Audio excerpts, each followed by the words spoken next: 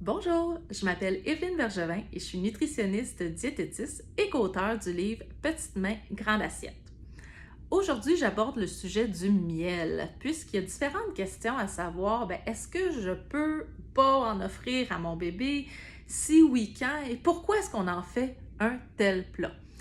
Alors, très important, les recommandations formelles sont d'offrir aucune sorte de miel et ça jusqu'à 1 an.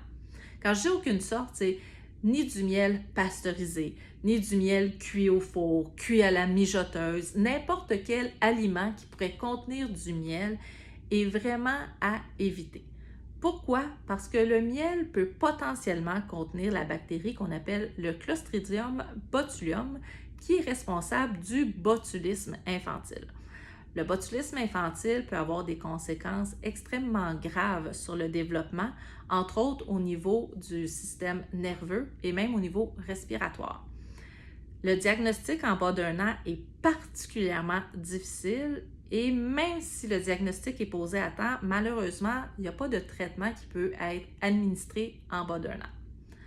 À partir d'1 an, oui, il y a un traitement.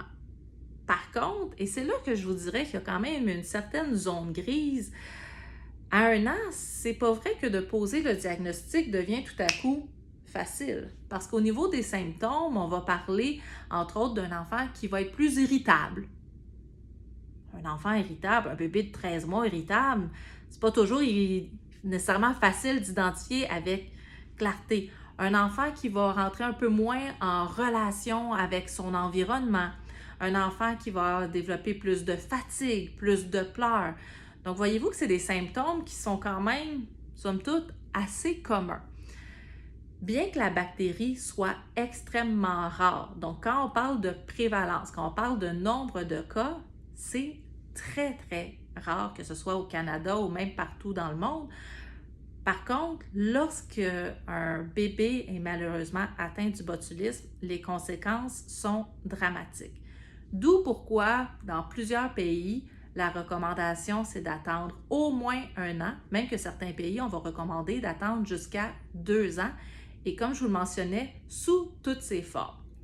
La pasteurisation du miel, ça ne tue pas donc la bactérie responsable du botulisme, mais ça peut quand même éliminer d'autres bactéries qui pourraient être potentiellement problématiques chez l'humain.